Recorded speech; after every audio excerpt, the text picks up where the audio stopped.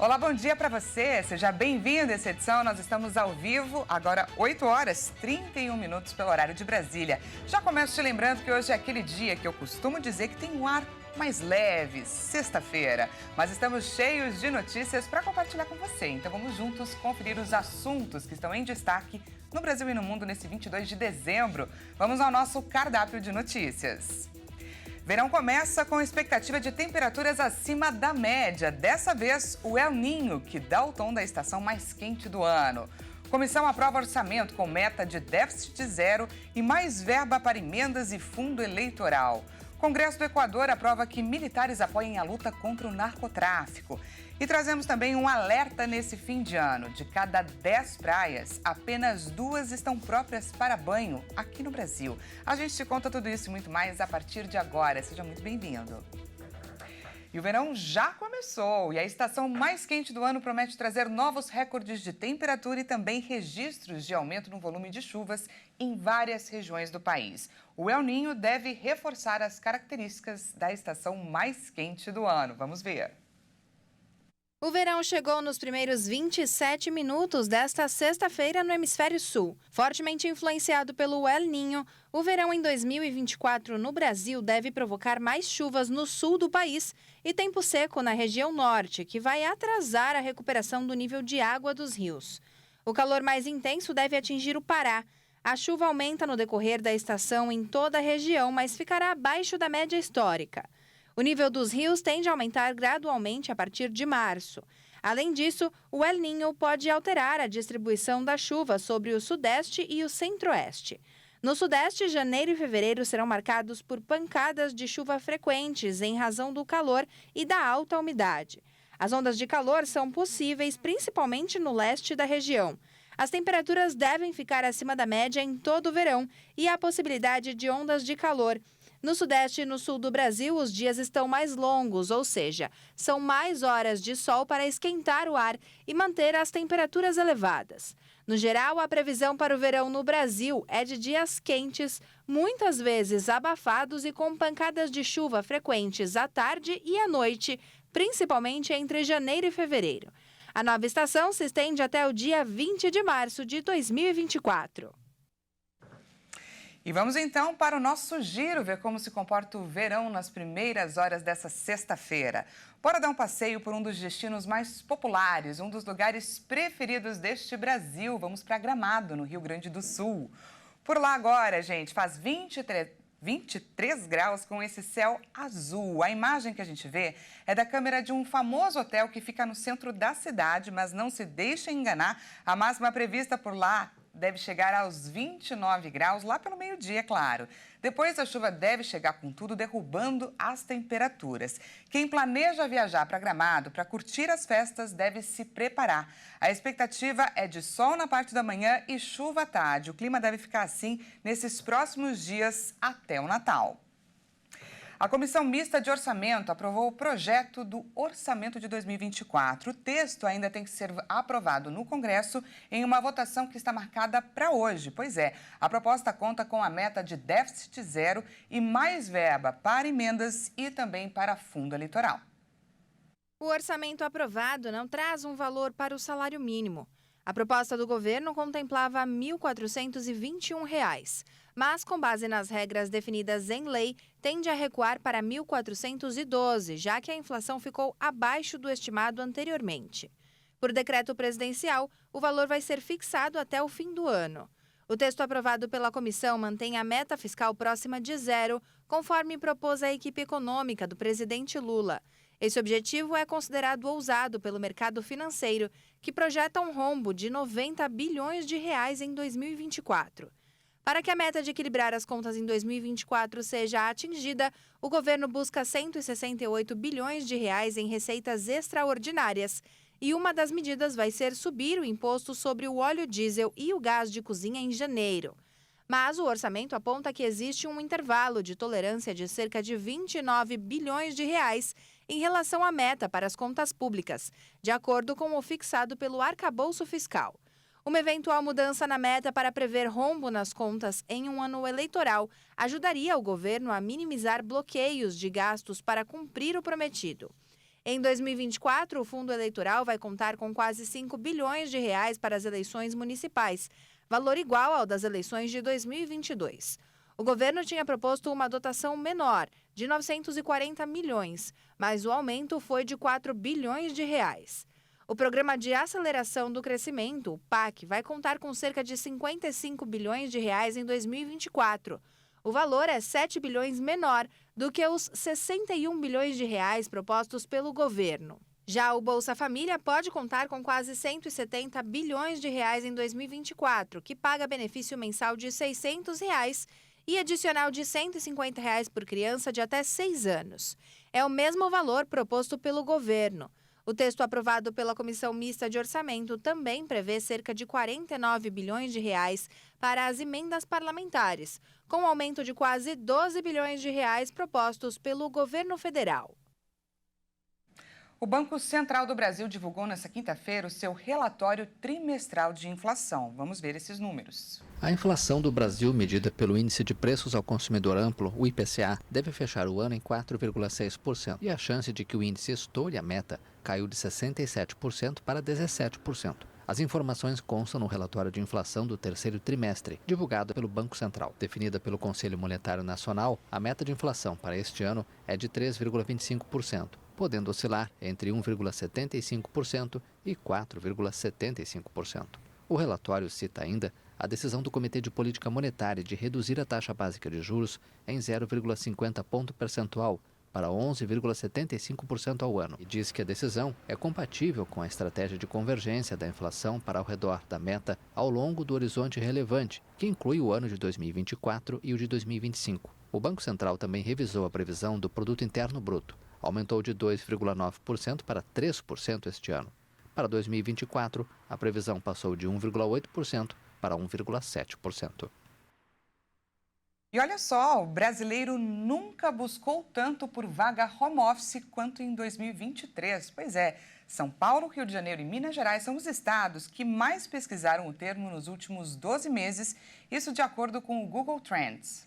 Em um levantamento divulgado pelo Google, a empresa apontou que as buscas pelo termo na plataforma cresceram mais de 50% em comparação com 2022. O levantamento revelou também que vaga home office foi a frase mais procurada na categoria vaga nos últimos 12 meses. Nos últimos 2 anos, as buscas no Google por vaga home office mais que triplicaram no Brasil, chegando a um aumento de mais de 160%. Os maiores picos de busca pelo termo em 2023 foram registrados nos meses de fevereiro, março e setembro, segundo a empresa. São Paulo, Rio de Janeiro e Minas Gerais foram os estados que mais procuraram essas oportunidades no último ano. Já o termo home office teve seu auge de buscas no começo de 2020, em meio à pandemia de Covid-19, quando, segundo o Google, as pessoas queriam entender o que ele significava. E vamos agora de destaque internacional. O exército israelense afirmou nesta quinta-feira que matou mais de 2.000 soldados do Hamas somente no mês de dezembro. Isso após o fim daquela trégua de uma semana encerrada no último dia 1º. Israel, inclusive, intensificou a ofensiva contra a principal cidade do sul da faixa de Gaza. A declaração ocorreu no mesmo dia em que o porta-voz militar do Hamas, Abu Obeida, disse que o objetivo de Israel de eliminar o movimento islamista está condenado ao fracasso. Israel ordenou nesta quinta-feira uma evacuação em grande parte da cidade de Khan Yunis, a principal do sul da faixa de Gaza, em meio aos esforços da comunidade internacional para conseguir uma nova pausa nos confrontos. A área evacuada inclui 32 abrigos com mais de 141 mil deslocados internos, a maioria formada por pessoas que precisaram abandonar o norte do território palestino. Israel intensificou os bombardeios ao sul do enclave após o fim da trégua. O primeiro-ministro israelense Benjamin Netanyahu descarta um cessar-fogo enquanto Hamas não for eliminado. Mais de 21 mil pessoas já morreram desde o início da guerra em 7 de outubro. O ataque sem precedentes do Hamas matou cerca de 1.100 pessoas em Israel. A resposta das forças israelenses para aniquilar o movimento islamista já deixou mais de 20 mil mortos na faixa de Gaza, segundo o Ministério da Saúde do território palestino. Bom, gente, antes do intervalo, vamos viajar aí para uma outra região que também é um grande ponto turístico aqui no Brasil, a linda cidade de Recife, Pernambuco. Você acompanha agora imagens do céu que cobre a cidade de Recife. Olha só, a expectativa é de que essas nuvens que já estão presentes avancem ainda mais. Por lá agora a temperatura bate na casa dos 27 graus, que também é a mínima prevista para hoje. A máxima deve chegar aos 30 graus. A promessa é que chuvas passageiras cheguem a qualquer hora para aliviar, é claro, um pouquinho desse calorão aí de 30 graus. Na madrugada o tempo deve voltar a ficar estável. Lugar lindo também, viu? Um ótimo destino para você aproveitar aí esse finalzinho de ano. Por que não? Veja a seguir, Congresso do Equador aprova que militares apoiem a luta contra o narcotráfico. A gente traz também um alerta nesse fim de ano. De cada 10 praias, apenas 2 estão próprias para banho aqui no Brasil. A gente volta já te contamos, não perca.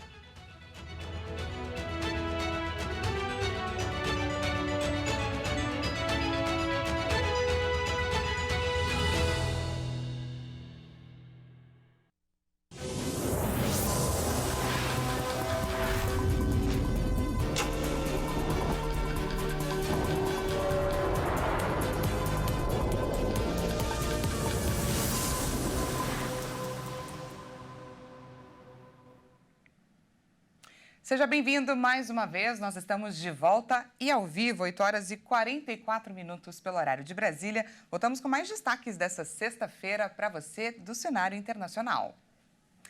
O presidente ultraliberal da Argentina, Javier Milei, anunciou em rede nacional um mega decreto que revoga ou altera mais de 300 leis para desregular a economia da Argentina.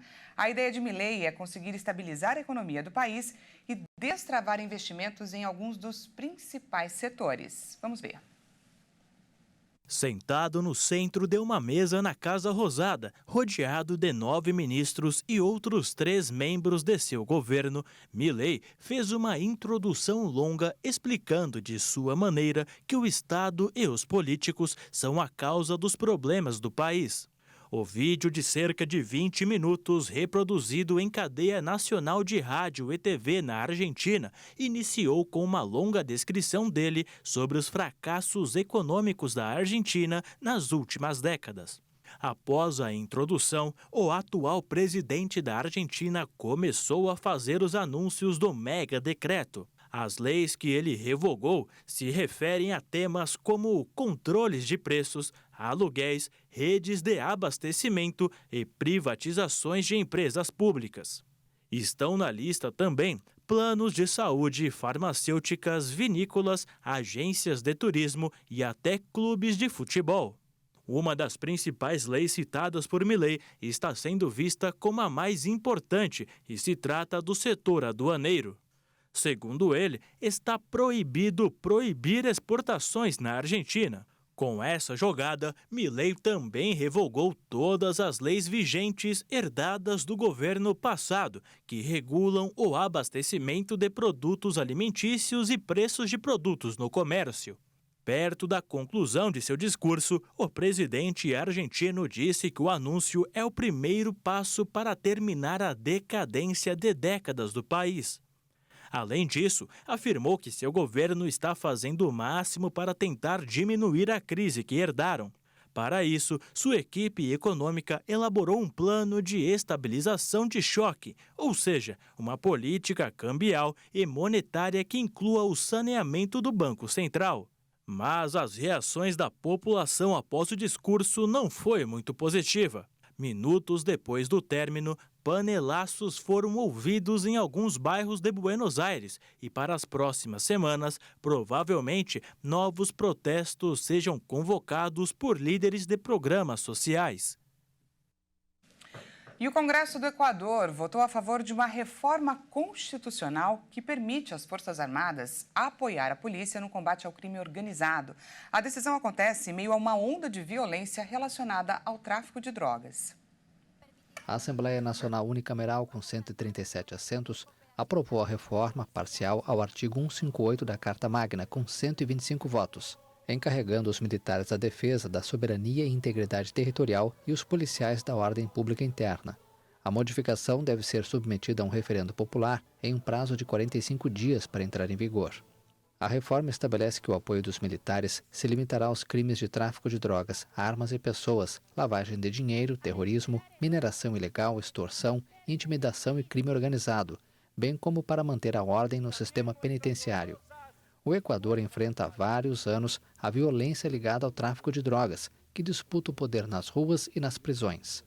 A guerra entre gangues deixou mais de 460 detentos mortos em massacres desde 2021, enquanto os homicídios quadruplicaram desde 2018, passando de 6 para 26 a cada 100 mil habitantes entre 2021 e 2022. Para este ano, espera-se uma taxa de 40. O Ministério Público do Suriname informou nesta quinta-feira que irá executar a sentença de 20 anos de prisão contra o ex-presidente. Ele foi condenado pelo assassinato de 15 opositores em 1982. O Ministério Público agora procederá à execução da sentença e, para tanto, vai consultar os condenados ou seus advogados para determinar o dia e a data da execução da pena imposta, afirmou o órgão em um comunicado. A decisão de um tribunal superior sobre um recurso do ex-presidente de 78 anos encerrou uma longa saga judicial.